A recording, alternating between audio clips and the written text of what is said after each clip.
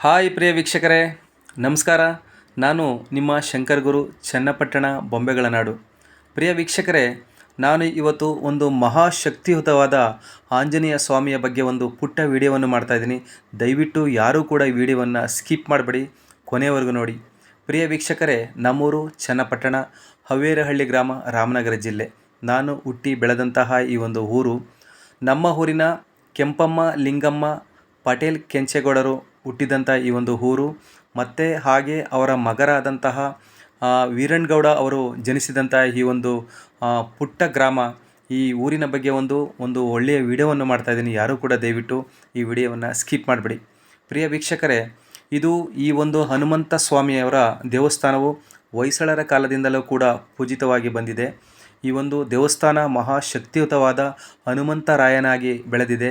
ಇಲ್ಲಿ ಬಂದ ಭಕ್ತಾದಿಗಳಿಗೆ ತಮ್ಮ ಕಷ್ಟ ಸುಖಗಳನ್ನು ಅರಿತು ಬೆರೆತು ಆ ಸ್ವಾಮಿಯವರು ಇಲ್ಲಿ ಬಂದಂತಹ ಭಕ್ತಾದಿಗಳಿಗೆ ಒಂದು ಒಳ್ಳೆಯ ಒಂದು ಪಾಸಿಟಿವನ್ನು ಈ ಭಗವಂತ ಕೊಡ್ತಾ ಇದ್ದಾರೆ. ಯಾಕೆಂದರೆ ಇಲ್ಲಿ ನಡೆಸಿಕೊಂಡು ಬರುತ್ತಿರುವಂತಹ ಆ ಸ್ವಾಮಿಗಳಾದಂತಹ ನಾರಾಯಣ ಸ್ವಾಮಿಯವರು ಒಂದು ಒಳ್ಳೆಯ ಉತ್ತಮವಾದ ಅವರ ಬಾಯಿಂದ ಹಿತನುಡಿಯಿಂದ ಬರುವಂತಹ ಮಾತುಗಳು ಜನರಿಗೆ ತುಂಬ ಇಷ್ಟ ಆಗಿ ನಮ್ಮೂರಿಗೆ ಬಂದು ಈ ಒಂದು ಭಗವಂತನ ದರ್ಶನ ಮಾಡಿ ತಮ್ಮ ಕಷ್ಟಗಳನ್ನು ದೇವರ ಮುಂದೆ ಹೇಳಿಕೊಂಡು ಪರಿಹಾರ ಮಾಡಿಕೊಂಡು ಹೋಗ್ತಾ ಇದ್ದಾರೆ. ಹಾಗಾಗಿ ನಾನು ಈ ಒಂದು ವಿಡಿಯೋವನ್ನು ಇವತ್ತು ಮಾಡಲೇಬೇಕಾಗಿತ್ತು. ಈ ದೇವಸ್ಥಾನದ ಬಗ್ಗೆ ನಿಜವಾಗ್ಲೂ ನಾವು ಎಲ್ಲೋ ಕೆಲಸಕ್ಕೋಸ್ಕರ ಬೇರೆ ಸಿಟಿಗಳಲ್ಲಿ ಹೋಗಿದ್ವಿ. ಆದರೆ ನಮಗೆ ಅಲ್ಲಿ ಮಾತಾಡುವಂಥ ರೀತಿಯನ್ನು ಕೇಳಿ ನನಗೆ ಒಂದು ಖುಷಿಯಾಗಿ, ನಮ್ಮೂರಲ್ಲೇ ಒಂದು ದೇವಸ್ಥಾನ ಇಷ್ಟು ಜನಗಳಿಗೆ ಒಂದು ಒಳ್ಳೆಯದಾಗ್ತಾಯಿದೆ ಅಂದರೆ ನನಗೂ ಕೂಡ ಖುಷಿಯಾಗಿ ನಾನು ಒಂದು ವಿಡಿಯೋನ ಮಾಡಬೇಕು ಅಂತ ಇವತ್ತು ಅನ್ನಿಸ್ತು. ಪ್ರಿಯ ವೀಕ್ಷಕರೇ, ನಮ್ಮೂರು ಒಂದು ತುಂಬ ಪುಟ್ಟದಂತಹ ಒಂದು ಊರು. ಒಂದು ಒಳ್ಳೆಯ ಸುಂದರ ಪ್ರಕೃತಿಯ ನಡುವೆ ನಮ್ಮೂರು ಇಲ್ಲಿ ನೆಲೆಸಿದೆ. ನಾನು ಏನು ಹೇಳಕ್ಕೆ ಇಷ್ಟಪಡ್ತೀನಿ ಅಂದರೆ, ಈ ಒಂದು ಊರಿನಲ್ಲಿ ಆಗಿನ ಕಾಲದಲ್ಲಿ ಪಟೇಲರಿದ್ದಂತಹ ಕಾಲದಲ್ಲಿ ಈ ಒಂದು ಹಳ್ಳಿ ಮರದ ಹತ್ರ ಕೂತ್ಕೊಂಡು ಅವರು ನ್ಯಾಯವನ್ನು ಹೇಳ್ತಾಯಿದ್ರು. ಆ ಹಳ್ಳಿ ಮರದ ಪಕ್ಕದಲ್ಲೇ ಕೂಡ ಈ ಒಂದು ದೇವಸ್ಥಾನ ಇದೆ. ತುಂಬ ಶಕ್ತಿಯುತವಾದ ದೇವಸ್ಥಾನ.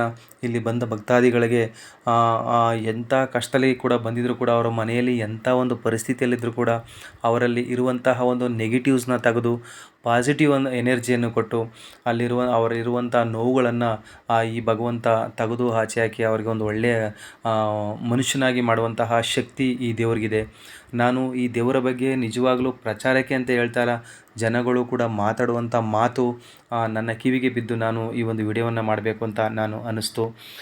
ಈ ಒಂದು ಗ್ರಾಮದಲ್ಲಿ ನೆಲೆಸಿರುವಂತಹ ಈ ಹನುಮಂತರಾಯರು ತುಂಬ ಶಕ್ತಿಯುತವಾದ ಹನುಮಂತರಾಯರು. ಯಾಕೆಂದರೆ ಒಂದು ಸಾರಿ ನೀವು ಭಗವಂತನ ಕಣ್ತುಂಬ ನೋಡಿ ನಿಮ್ಮ ಕಷ್ಟಗಳನ್ನ ಕೂತ್ಕೊಂಡು ಅಲ್ಲಿ ಹೇಳ್ಕೊಳ್ಳೋದಾದರೆ ಆ ಭಗವಂತ ನಿಮ್ಮ ಮನಸ್ಸಲ್ಲಿರುವಂತಹ ನೋವುಗಳನ್ನು ತೆಗೆದು ನೀವೊಂದು 5 ಸಾರಿ 6 ಸಾರಿ ಬಂದು ಆ ಸ್ವಾಮಿಯವ್ರನ್ನ ಕೂತ್ಕೊಂಡು, ನನಗಿಂಥ ಕಷ್ಟ ಇದೆ ಸ್ವಾಮಿ, ನನಗೆ ಏನಾದರೂ ಮಾಡಿ ಪರಿಹಾರ ಮಾಡಿಕೊಡಿ, ನಾನು ಎಲ್ಲೂ ಕೂಡ ಈ ಒಂದು ಕಷ್ಟದಲ್ಲಿ ನನಗೆ ನೀಗಿಲ್ಲ, ಇಲ್ಲಿ ನಾನು ನಿಮ್ಮನ್ನು ನಂಬ್ಕೊಂಡು ಬಂದಿದ್ದೀನಿ ಅಂತ ದೇವ್ರ ಹತ್ರ ನೀವು ಹೇಳ್ಕೊಳ್ಳೋದಾದರೆ ಆ ಸ್ವಾಮಿ ನಿಮಗೆ ಪೂಜೆ ಮಾಡುವಂತಹ ನಮ್ಮ ನಾರಾಯಣ ಸ್ವಾಮಿಯವರು ಆ ಶಕ್ತಿ ಅವರಿಗೆ ಕೊಟ್ಟು ನಿಮಗೆ ಪರಿಹಾರವನ್ನು ಅವರು ಕೊಡ್ತಾರೆ. ಅವರು ಯಾವತ್ತೂ ಕೂಡ ಬಂದ ಜನಗಳಿಗೆ ಹಣವನ್ನು ಅವರು ಎಕ್ಸ್ಪೆಕ್ಟ್ ಮಾಡಲ್ಲ.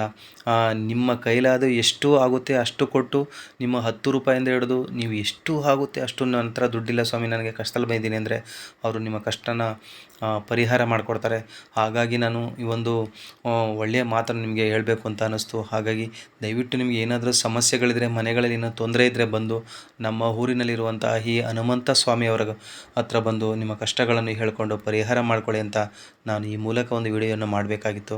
ತಾವುಗಳು ಈ ಒಂದು ವಿಡಿಯೋ ಇಷ್ಟ ಆದರೆ ನಿಮಗೆ ದಯವಿಟ್ಟು ಎಲ್ಲರಿಗೂ ಕೂಡ ಶೇರ್ ಮಾಡಲಿ.